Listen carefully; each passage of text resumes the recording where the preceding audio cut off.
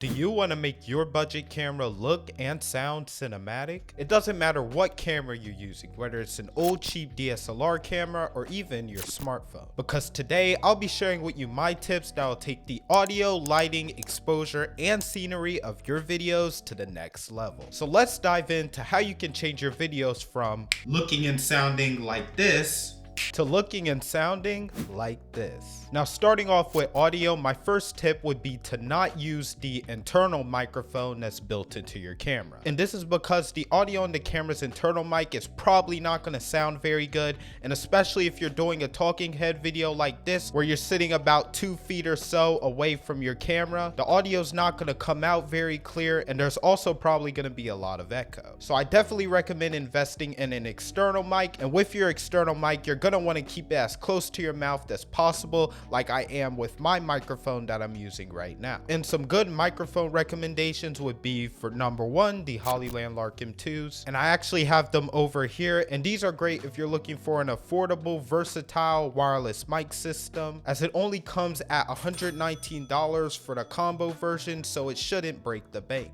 Now, the current setup that I'm using to record right now is my Rode Pod mic connected to a Triton Fathead, which is connected to my Zoom F3 audio recorder. Now, this setup is pretty expensive, coming in at over $500. And obviously, this is not necessary, but if you really do want to invest in leveling up your audio quality, then this will definitely make your videos and your audio sound very professional. But I know that you guys who clicked on this video have a cheap camera, so you're probably not ready to invest in something this expensive. So for the cheapest microphone on this list, I've included the DD-D4 Mini Shotgun microphone, and I actually have it right over here. And this microphone is great because it only comes in at $49, so it's very affordable and it definitely doesn't break the bank. And the cool thing about a shotgun microphone like this is that you can put it on a boom arm and place the boom arm closer to your mouth, or you could even hold it up to your mouth while you're talking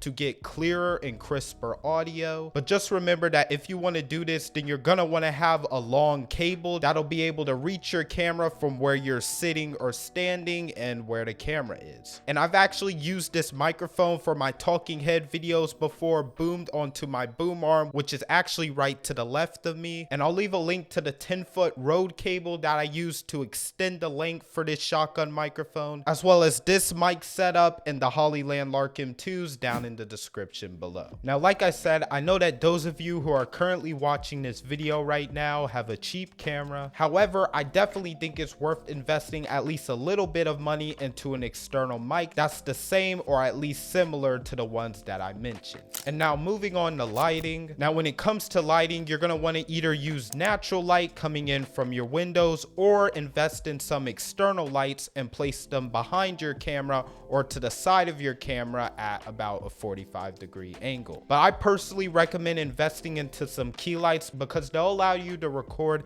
during any time of the day. And you don't have to spend much on them, as you can get some like my Mount Dog softbox light, which is one of the key lights that I have to the left of me right now, for only $50 or maybe even cheaper. And I'll make sure to leave the links to both of the key lights that I use in the description down below, which are my Mount Dog softbox light, like I mentioned, as well as my Godox ES45 to the right of me, as well as my other Tech and Filmmaking Gear if you want to check that out for yourself. Now, like I said, if you're going to get some key lights, I recommend either using one of those key lights or using 2 of them on at the same time, depending on the shot and the cinematic look that you want to get. So if you want to get a moody look with only one side of your face lit, then you're going to want to only have one key light turned on, angled at a 45-degree angle, and this will give you that moody look that a lot of people find really cinematic. And if you want yourself or whatever subject you're filming to be evenly lit, then you're going to want to have 2 key lights angled at a 45-degree angle, and you're going to want to have both of them turned on. And I also think that background lighting is very important as well. Now, when it comes to background lighting, it doesn't have to be anything expensive. You could literally just get a lamp around the house and just put it in the background of your talking head shot or behind whatever subject you're filming. Now, personally, I have some RGB floodlights, and these were very affordable as well, coming in at only like $35. And as you can see, they add a lot lot of color to my background, which just makes this shot that I'm filming right now look more interesting. So I highly recommend just using some lamps or some lights around your house, or investing in some very affordable RGB lights and just placing them in the background of your shot, because they're really going to help you to enhance your shot and make your footage look better. Quick intermission. If you're finding value from this video so far and you want to see more content from me, make sure to hit that subscribe button, as it really does help me out. Appreciate it. All right, so now that we've covered lighting, I now want to touch on exposure. So to put it simply, here's a quick rundown of how the exposure settings work on your camera. Now, when it comes to shutter speed, when you're shooting video, you're going to want to always set it to double your frame rate so that you get the smoothest footage possible with natural looking motion blur. When it comes to ISO, you're going to want to keep this at your camera's native ISO or as low as possible for the cleanest image and the least noise. But it's important to note that if you want to keep your ISO very low, you're going to want to have an ample amount of lighting, which means that you're going to want to either have external key lights like I have right now that get very bright, or you're going to want to record during the day with natural lighting, like coming through your window when it's very bright. That way your footage will be properly exposed so that you don't have to raise your ISO in order to get perfect exposure. And finally, when it comes to aperture, the lowest aperture you can go down to will all depend on what lens you're using. So if you want more background blur and if you want more things to be in focus, then you're going to want to bring your aperture up and set it higher. And it's also important to note that the lower you set your aperture to, the more light your lens will let into your camera sensor, which will lead to a brighter image, and the higher you set your aperture to, the less light your lens will let into the camera sensor, which will lead to a darker image. So it's kind of the opposite of how ISO works, right? The higher your ISO, the brighter your image. But on the flip side, when it comes to aperture, the lower your aperture is, the brighter your image is gonna be. Now, if you're using a mirrorless or a DSLR camera, then you're gonna want to make sure to check your exposure